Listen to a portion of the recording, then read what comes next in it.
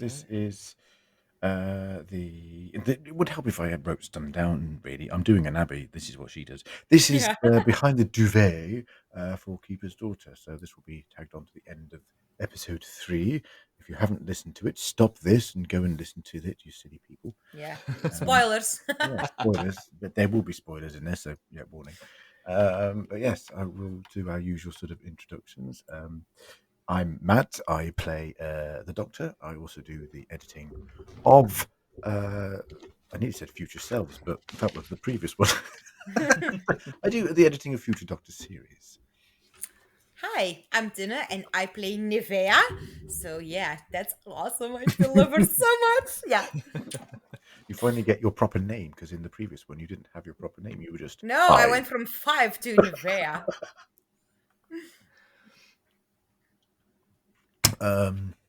Viki? Who else got? Viki, go for Viki. I'm Viki and I play Captain Onowa, and I really enjoyed playing her, which was actually, I think, my first audio line, role. Yes, we've got a couple of new people to audio. We've also got Josh. Yep, I'm Josh. I played Consul Hetrius, so yeah, newbie to the audio world, if you like. And then we have our regular. It's just me then left, isn't Just it? you, yes. Just little old me. So Little old you. Just you, yes. Doing Just a million me, and one jobs. I don't even think we need to talk about that, really. I'm Ian. I wrote and directed Keeper's Daughter, and I play, very, very importantly, I play the announcer. Yeah. And yeah, some other really weird bloke called Calestri. Yes. That's me. Yeah, exactly. We've got a few other people that obviously aren't at this particular one. We've got Abby, who plays the Keeper. We have the marvelous Matt Chambers, who is Vost. Was that right? Yes. Yeah, it was Vost. Yeah. And Zach, who was Bronan. And Amy, who again is a newbie to us, but unfortunately, I think she was a bit busy with little one, so we'll try and get her on the next Behind the Duvet because she's in the next episode. But she was playing Josiah. Yes, she was playing Mary Berry of Tracker. She was. There's a little outtake of her of a sort of a hint towards a Mary Berry-esque type, and she does it very well, I have to admit. The voice is just brilliant that she put on for Josiah. That voice is just amazing. When she did it the first time, I'm like, oh my god, that sounds so cool. What I liked about that voice is that there was an element of she could do anything with it. So she's got like the cute Mary Berry, but then if she wants to be pissed off, she absolutely It's those little bits where she's the stuttering. Just got that character perfectly with that little stuttery bit. Also, I have no idea what character you're talking about, like that she's imitating, but that could just be my non-British thing. Yes, for any Mary Berry is a TV baker. She's not a chef, is she? She's a baker. So she's a baker. Okay. Yeah, she's been on like the She's Great on the British Bake Off, Off. isn't she? Okay, I was not thinking in that direction at all, but okay. She's a yes, she's been around a while. I'm trying to put this politely without she's basically like England's favourite grandma. Yeah, she's a very experienced. She's a sweet lady, and yes, the voice is fairly similar to her. I'm interested to know what you were thinking. If that was far away from what you were thinking, I'm not even going to go there. No, you know me. It could be anything. No, I was more thinking like some. Okay, this is not to be rude, but some like British cult thingy, like with like like what our group watches, like hello, and what's the other thing with the ghost thingies, and I was more something along the lines of that. And you think Bake Off isn't a cult thingy? It could be. We have it as well, I think so. Maybe. I mean, it's cake, Tinne, and you know, in the UK, we thrive on cake. Thrive on cake. Yeah. Anyway, I feel like we need to get. Sorry. Let's get back to the episode, shall we? Yeah, back to the episode. Let's start with Matt. Let's start with you because you know by default, you're clearly the most important person in the room. When you finally arrived, it only occurred to me on listening to episode 1 that it's a good 12 minutes into the script before the Doctor actually turns up. Yeah, it does, doesn't it? Yeah. It takes a little while for him to sort of, and when he does turn up, he's like, "I'm not sure I should be here. I'll just go." So like, okay, bye. No. You're supposed to be here. Yeah, He it just was. That pops was round the really. tea. Yeah, whereas the first of Future is basically about 2 pages, about 10 pages of me monologuing. Lots of Doctor and not much else. This one's slightly reverse. It's like I don't turn up till sort of episode 3 or not episode scene 3 or something like that. So did you find this one very different from the first one then? Yeah, a little bit. I think it's quite nice actually that you had that sort of that he wasn't in there straight away. That it's that little gentle build up of obviously what's happened in the first episode with the cultists, and then you've got little other bits and pieces, and you kind of know that he's going to get there somehow, but you're not entirely sure how. And obviously you just sort of then you hear the infamous asthmatic TARDIS, Oh my god, that is the best TARDIS impression I think I've ever heard. Which the second you hear that, and it's just, I don't know about anyone else, but the second I hear that TARDIS noise, doesn't matter how many times I've heard it, I still get goosebumps listening to that noise. Yeah. It's just something about that sound. You think, oh, here we go, here he is. I did get that myself when I listened to it. I mean, I know I'd written it in the first place, so I know what's going to happen. But when Abby just says, "And he arrives," and then you hear it, and you're just like, tiny bit of yes! pause, and you just hear it slowly creeping in. It's like, here he comes. Here he is. I bumble out and go, "Oh, I'm terribly sorry. I don't think I should be here. Goodbye." Standard. Well, I mean, but again, there is a reason why you turn up a little bit late, and why, unfortunately, the focus is not on you. No, it isn't. It is on the new companion. It is indeed. I mean, the clue is in the title. Yes. Tinne, darling. Tinne. I think someone even says it. It's the keeper's daughter. It's the I think that's Josh that says it. No, I just love how hands-on she is. Well, she's in the first one she's as well, but like in this one she's actually a full throttling someone. Like, no, don't steal that, give that back. I just love that. Like, one of the first things I do is like basically tackle someone. So I mean, this is Tinne now. This is not even the character. This is this is me. I would probably do that in real life as well. I think this is like 99% Tinne, 1% Nevaeh. I was going to say the character is pretty much written for you, Tinne, isn't it? Yeah, pretty much. But there's no chairs in this one. If you've listened to the first one, there are no chairs to get thrown. Unfortunately. Stay tuned, guys. I do love the parts where, like, especially in episode 2, where like Nevaeh and the Doctor are in the TARDIS, and she's like totally like, okay, this is fine, like boring. And the Doctor's like, excuse me. I just that's my favorite part. It's that flashy. That's the line. Flashy. Yeah. Flashy. How dare you? Even recording that. So that was. For Tinne, then, like, the same question to you then, really, and I imagine it's probably a bigger deal for you in many ways, because your script this time is probably going to be very, very different from the last one. I mean, you know kind of who you are now. Your character's actually got a name. You're younger in this one as well. Yeah. So was it very different to do? I tried to like play her a little bit younger, because in the Future Doctor, she was like, she didn't know who she was, so like you could be a little bit fake sometimes because she didn't know herself, like literally. But with this, like, now she does. So I just try to play her like really young and enthusiastic. Yeah, again, I mean, kind of like what I am. But I mean, I kind of like wanted to play that off because she gets into trouble. So pretty fast in the story already. So I had fun with playing that, because that's also because this is like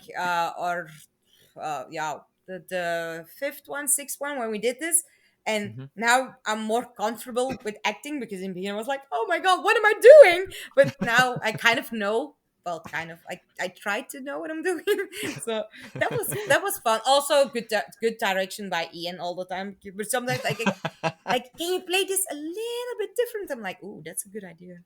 Mm. I mean, she's being kind there. It's just like, Tinne, no. No, Tinne. No, don't do that. Done No, it but I'm wrong. curious for that, Ian. Do we like me and especially Matt, because like we have done it more as the others, but do we play them as you imagined them? Ooh, that's a good question. That is a I good wish I'd have question. asked that. That's kind of a cheat question, really, because like the characters that I write for each story, they are very much their own thing, and even the Doctor and Nevaeh are very much their own thing. But Nevaeh took a lot of inspiration from who you are, because that's part of one thing that was really important to me, actually, I suppose, was thinking back to a documentary, a Doctor Who documentary that I watched years ago, and they were talking particularly about the Doctors themselves, and they need to have an element of the actor playing them in their persona, and it's Yeah. kind of what makes them them. So I was very keen to have that for Matt, not that I'm calling Matt forgetful and bumbling. So even though because I am. that's kind of like the future Doctor's trait, isn't it? But no, there's a lot more to it than that, and there's definitely a lot of Matt in there. There's more of Matt in future than I care to admit. But yeah, no, but then the same was for Nevaeh, and for me, like Nevaeh is slightly different writing Nevaeh than it is the Doctor, because the Doctor's already an established character, so I've got a lot of rules that I have to abide by. Whereas Nevaeh, I'm a little bit like, I can do what I want with her. Yes, it's crazy.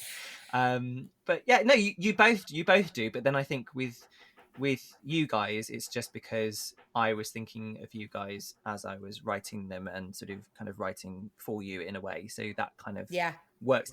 I mean, I'm going to bring the other two in here really, because they are the ones that have probably the harder job of there are two new actors of acting a part that I've written the right way. So actually, I'm going to turn to Viki first, if I may, because Viki, your first audio, as I think we've already mentioned, isn't it? So, yep. So, I mean, tell us about the experience. What did you think? Well, I'm not sure, like, if I nailed the character in a way that you kind of imagined it. Totally. Tinne's like, yes. I'm not sure, like, what you imagined the character to be, like, age-wise, for example. Because, like, I am fairly young compared to other people in here, I think. I'm not laughing at you. Nope. No, I think you are certainly. I think you're younger than Onawa, but you definitely brought her experience to the fore. I think I'm very glad I got to play the role, because it was a lot of fun to play in an audio, because I've never done that before. I've done like stage acting in school, but I've never done like audio work before. So it was a very interesting experience, and I was very nervous before we recorded it, but it was amazing, and like all the directions were brilliant and helped me to find like how should I say certain things, how should I play the character. So I think we just need to spotlight at this point that Viki was in, I think it was about 5 scenes, so not that many. However, her character goes through a hell of a lot in that. Oh yeah, I got shot at some point. Or something like that. Yeah, something like that. And I'm sure Tinne will probably sort of agree with the fact that obviously English isn't your native language. And I know, Tinne, when you started, you were like, "Oh, how am I going to do this?" But I have to admit, you can speak English better than I can, to be fair. Both of you. You know what I mean? And the chemistry. I know I've spoken to Tinne about this before, but the chemistry that you and Tinne had, you could totally believe that Onawa and Nevaeh were best friends for 20 plus years or whatever, just from the way you two were acting it together, and it just on that note sounded. On that note, I think I do think it helps that we're friends in real life, because you can you can translate that into the audio. Yeah, exactly. definitely. And just another mention to the line hobbledehoys and ne'er-do-wells. That was fun. Yeah, I don't know how long it took for me to like get this, because I practiced it a lot out of recording. I just sat there and was like, ne'er-do-wells and hobbledehoys. But Ian is mean sometimes with words. Yes. I did Sometimes. Also to me. that the first time. I was a bit like Ian's. I almost feel like he's done this deliberately. I'm not surprised if he did. I wasn't, but I am now. Especially to certain characters. Because, I listen to the feedback, I take it on board, and what I do is then I write the next story deliberately with horrible things in it. Medical terms, I believe, is Medical something that- terms are coming up for Mr. Thank Barrett. you very much. Yeah. Ian. I think Ian just sits there and is like, oh, Tinne plays that part. Tinne gets 15 difficult words because she is not native in English. Yeah. Do you know what's kind of nice about it is after the first story, Tinne wrote a little bit of a kind of a diary, a little bit of a dictionary of all the words that she had to learn, and that she kind of learned the pronunciation and everything. So now I'm like, right, challenge accepted. I didn't have some in this audio. Like, No, you no. Sometimes I'm like, okay, how do you pronounce this? But not like with the previous one. I was like, I don't even know how to begin to pronounce this. Yeah. No, I think So I'm gonna have to up my game. Really. Oh yeah. Ha! Jokes on you. I have to do phonetics for university now, so I have to learn all of this. Oh, great.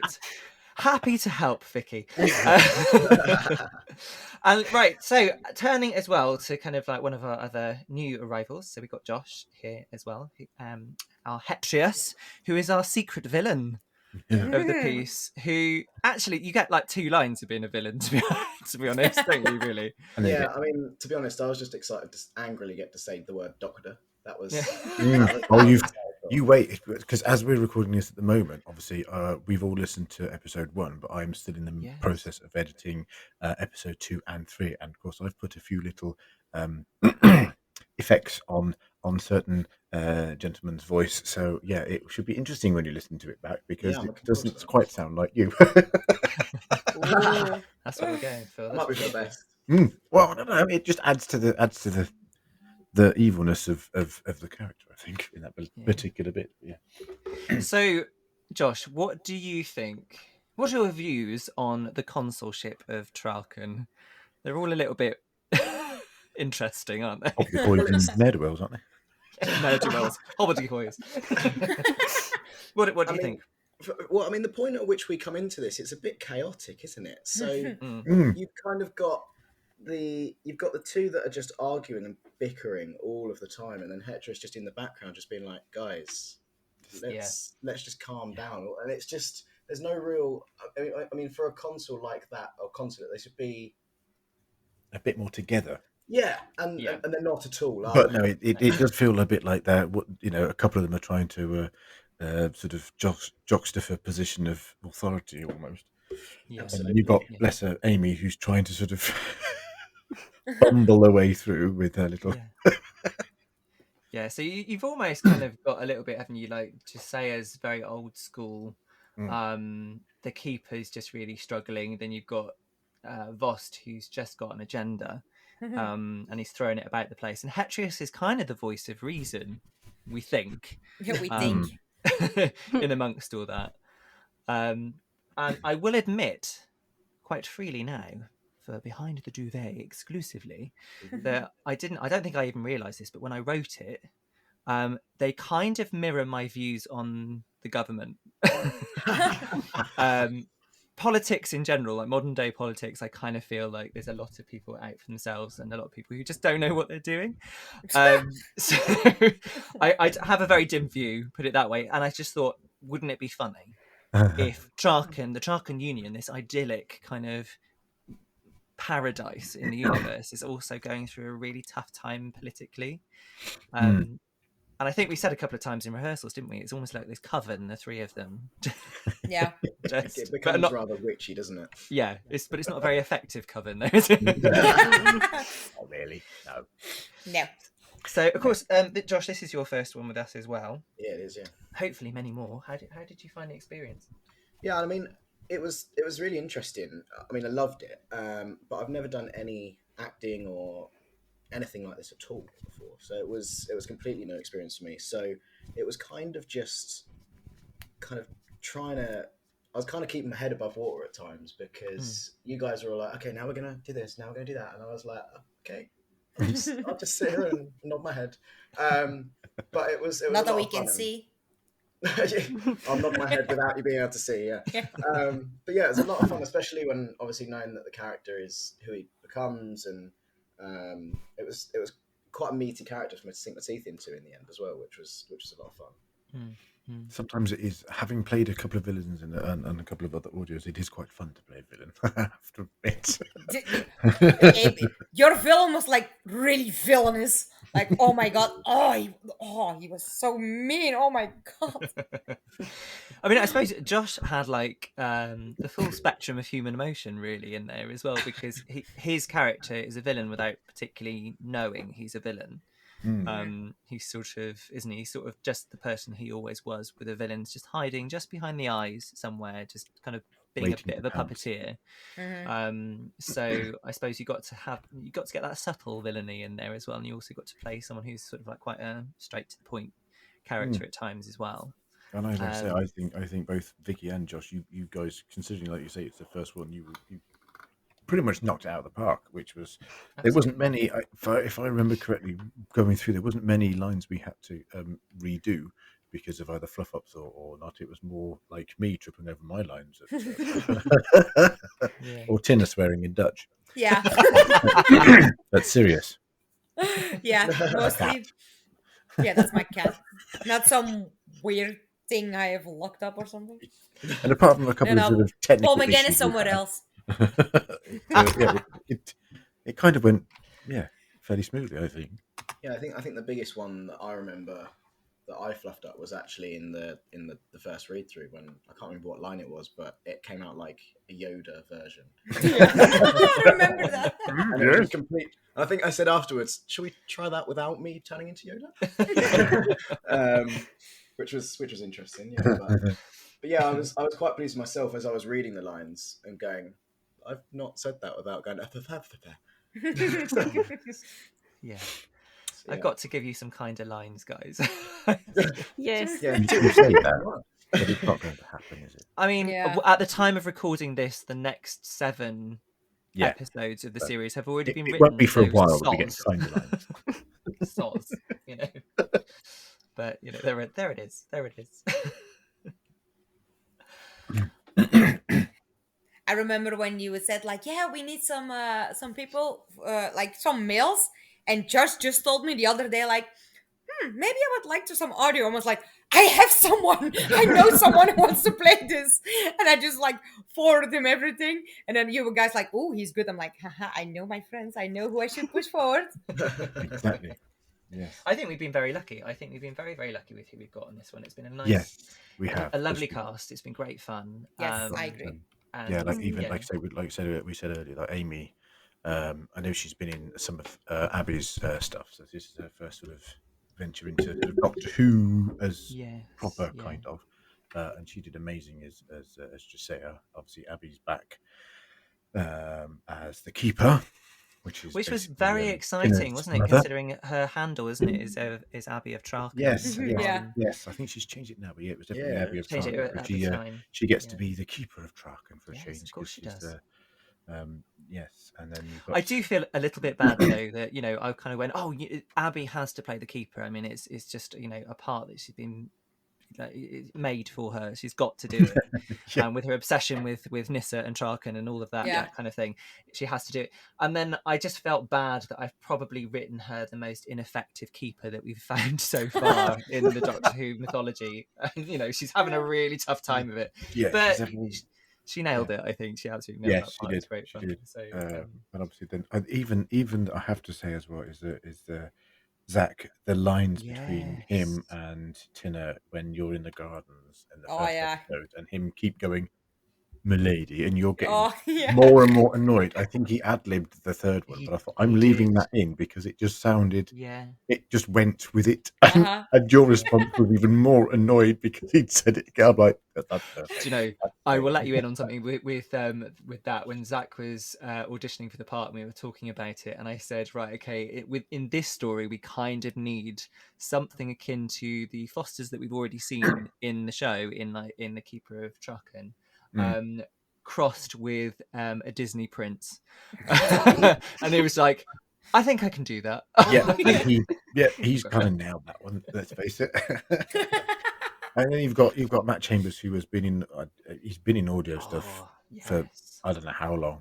I'm sure he will, if when he listens to this, he'll probably comment when it's on YouTube of how many. But he's been various different characters. But having him as Vost, it's like he's basically our Brian Blessed, isn't he? Bless him. Yes. Yeah. I would find that offensive. When you need a big booming voice, you go to Mr. Chambers. And he just it's. But he has a really done pleasant nothing. voice as well. Yes, he does, and there are some lovely lines he's done throughout when he's not sort of had to be sort of telling people off or what have you. There's sort of and obviously the way he recorded it, I had he couldn't make it to the way we do the recording, which is sort of live on Zencast, so he had to sort of record his lines and send them to me. But there were about 4 sort of versions of the same sentence. Which I could sort of pick from and go, not quite that one will do. That's perfect, you know what I mean? So it's you can tell he's been doing this for a while, bless him. He intuits the characters really well, doesn't he? Because I mean, he was probably, with this script, he was probably the one person who deviated a little bit more from how I'd written it, how it sounded in my head, but he absolutely got it right. He absolutely nailed it. And he at times was sort of playing Voss a little bit more kind of maybe aggressive than I wrote it, because I wrote it as a bit more sly, but it worked so well. And it came across as this really sort of commanding presence in the room, which was completely unwelcome by his colleagues, especially really Hedrid. yes. So I don't think him and Hedris got on very well. I have visions of them sort of, I don't really like. That's also the thing, like recording separately, it's so much harder as recording like live, because you can play off each other and like, oh, you're doing it that way, then I can do it this way. But exactly. like when you like you don't know what the others are doing, you kind of just like, well, let's do this and hope it's right. But it's because I had a feeling that, because obviously yes, we had a couple of technical issues with when we were trying to record Josh's stuff, only because of computers and stuff, and then, technology being wonderful. So once we had that sorted, it's fine. But I'm also gonna say, obviously, James, our wonderful James, who does all of our music. So good. When I asked him, oh Jim, can you do some music for this? I said, I'll send you the script so you've got an idea. Now, not realizing until the other day when we were all sort of chatting that Jim didn't really read the script. He just sort of scan read it to see what was in there, and then gets his ideas for these bits of music. And he sent me 3 different tracks. One which is aptly named Nevaeh's theme, which whenever Nevaeh appears, or it'll probably be a feature throughout the entire series. The other one was, I think, the Gardens of Traken, and then Drums of Traken, which is the real sort of drummy bit, rhythmic one. But it's it's just the fact that he's managed to produce these 3 pieces of music, which I can perfectly put in to lead through to the drumming bit where Ian's character is getting more and more creepy and stuff's happening, and then it will lead into others. And it's just, I could snippet so many different sections of that 1-2 minute audio just for various different bits, and he's probably going to be like having a gushing fit when he's listening to this, because I'm bigging him up, and quite rightly so. But it's just brilliant, and his reaction when we watched it, because he didn't read it, and he was just like, at the end of the first episode when we did the little premiere on Zoom, he was like, no, you can't leave them. But Grace as well. She was like, no, don't stop it here. Like, no. I was like, and that's what we wanted. So well done, Ian. Yeah.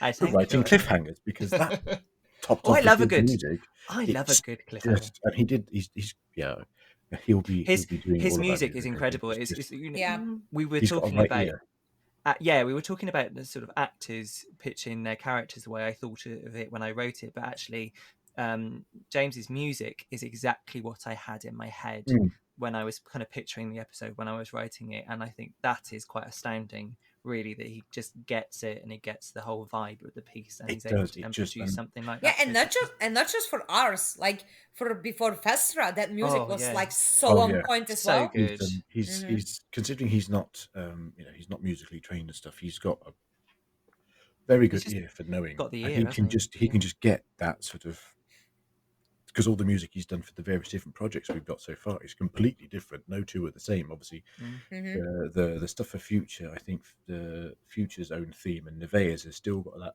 sort of drum beat in the background, because obviously it's the same, but that would then be completely different to what he's done for someone else.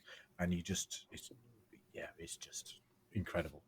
And it works really well with this particular story. I can't wait to hear what he comes up with for the next one.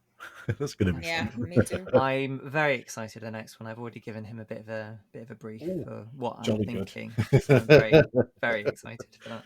He's able to do it. Just to kind of finish things off, then, does anyone want to ask me about my creepy character? Oh, yeah, I almost forgotten. But not the announcer then. You're just going to go for the creepy. No, The the announcer is just the most important part I've ever had, and I'm just, I'd like to thank you all for supporting my. I think both me and Tinne said when we were doing the recording, to sort of, because we almost kind of, the pair of us directed you a tiny little bit and sort of said, bring out your inner Scar. Yeah, we were laughing with that. Like it's so Scar. It's all like a Disney villain. Yeah. Oh, but it's perfect. It is perfect. I had one scene with you, I think. Oh yeah, you did. And it was amazing. It was so cool. Yes, I love that one. It's the other one. Vicky, just wait until you hear the other ones. Like the other ones are so good. Like the ones between me and Ian, I was just like, don't laugh, because this is so much fun. It's the other bit as well, because obviously I've edited, I've done the rough edits as we're recording this, and it's the bit where Ian is basically talking to himself, because we've all buggered off back to Traken, and he's, what's going on? No, give it to me, I'll do it. And even that is just like, I quite enjoyed how he's almost like really campy without it being a caricature. Yes. And it was an interesting take, because with that kind of, for me, with that kind of character, it can go horribly, horribly wrong, or really very well. And obviously it went really very well. I thank you. Weirdly enough, I was thinking a little bit, not totally, but a little bit of, in the movie, the Doctor Who movie with the Master, kind of at the end when he gets his Gallifreyan, and he's sort of again. Yeah, we don't forget Paul. Calm down. But when he's kind of like doing his old round the Eye of Harmony, and he's kind of just sort of mincing around a little bit, and he's got the robes on, and he thinks he's the best thing since sliced bread, that kind of thing. I kind of had that a little bit in my head. I imagined this guy who just like dresses the part and thinks he's, the best thing that's ever happened to the universe. Yeah, there's no time, but there's time to change. Yeah. Flowing robe or something, monologuing. How brilliant am I? Blah, blah, blah. Oh shit, the Doctor's here. But he's just incredibly psychopathic. He is. Isn't it? It's just, and I played it rather well. I like to think I'm not like that at all. Considering I actually know you, you're not like that at all. No, I agree. I did find myself curling my lip a lot. There's a lot of this kind of, snarling going on when I'm talking, because actually I've got so much kind of bottled up aggression going in here that, but I'm also keeping a handle on it, because aggression is ugly. It's very, very camp. It's very, very, sort of outrageous. And I just love the fact that he dies horribly. That's what you love, yeah. Yeah, well, he he definitely deserves died it. I mean, what a Yes. horrible Yeah. piece of work he is. And but in particular, I mean, it was lovely to be able to work with the regulars. Really, really lovely. But I do adore that scene with Viki. I really do, because that was so lovely, having Oh, Viki yeah. sort of being really quite tough in that moment, because this is this guy who's basically essentially making her life hell by sort of blackmailing her and trying to control her life. Yes. And she's standing on 2 feet, kind of going, "What do you want?"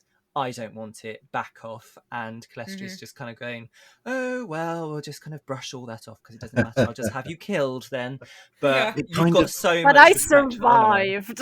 Yes. It Yes. kind of that scene rather with you and Vicky. It kind of reminded me of sort of in in Star Trek Star Trek not Star Trek, Star Wars. Star Get Wars. the right franchise, Matt. Where you've got like Jabba talking to Han. It's that kind of sort of slimy sort of. Yeah. He's trying to, you know what I mean? That kind of talk and that kind of relationship. It was like that. It just reminded me of that, and I'm like, yeah, that works perfectly. You Yeah. could just see Yeah. like the pair of them walking around this sort of dank, horrible sort of room, and her basically saying, "I'm not going to do this now, but you are, my dear." You know, that sort of creepy, like, "No, if you're not going to do it, I shall sort you out and get rid of you." Yeah. Yeah. You send the bounty hunters after him, so to speak. So, I mean, I would like, and this is just an idea that's popped in my head right now while we've been recording this, I would love to God. bring Onawa back at some point. I would Yeah, love that to would come be back so as cool. Onoa. Yay! That's what I want to hear. Everyone going, yeah. Yes, yeah. I actually thought about that while I was listening to it, because I was like, we need a bit more of Honor. She is basically the sort of the Han Solo of the space pirate. Like, she's been around the spaceports, and she needs to come back, I think, at some point. Sadly, though, we can't have Hetrius back. No, Sadly. unfortunately, Yeah, there's a slight roadblock for that one. he There's a might be slight- slightly. Yeah, a tiny bit, yeah. But hopefully we'll have Josh back in another capacity Oh, at yes, some hope point. I Fingers I crossed. will. If we haven't scared him definitely off. be- No, I'll be definitely coming back if you want me. We'll try and make sure that you don't play a villain next time. Yes. Well, I mean, we've had this discussion, haven't we? And Yes, we have. one. I mean, I'm not going to spoil anything, but certainly one character that I considered volunteering for, and you were like, maybe not the one you should go for if that's what you want. I'm trying to be as obscure here as I can. Yeah. Not, give anything away, but yeah, that was an interesting conversation. Josh is a lovely, accessible, nice, friendly chap who just goes towards these villainous characters to play. I think it's some kind of catharsis going on here. He's just got to get all of his nastiness out by playing nasty characters. Well, I on think audio. it's with the job that I do, I have to be all nice, and everything has to be by the book. And so Yes. maybe I want to be a bit evil every now and then. Yeah. Absolutely. Release a bit of that tension. Yeah, that's a word for it. And happy to help. Well, I think all that remains to say really is thank you all for being here, and thank you all for being part of this project. And for everybody listening, if you haven't listened to it all yet, then you should have done. Why are you still listening to this? Yeah. And if you Spoiled have half listened of to it all, stay tuned for the next one. Yes, the next one, which Yep. will be Miasma, which will be out at some point, hopefully. Somewhere. Well, I'm not gonna put a date on it because I haven't got a clue yet. We need to start recording it first. But yeah. Again, said if you've listened to all of this stuff, then go and check the other stuff out that's on the TT Productions. Yeah, Because there's lots of things. lots of Some really good stuff as well. Yes, there is. And we will see you soon, or hear you soon, so to speak.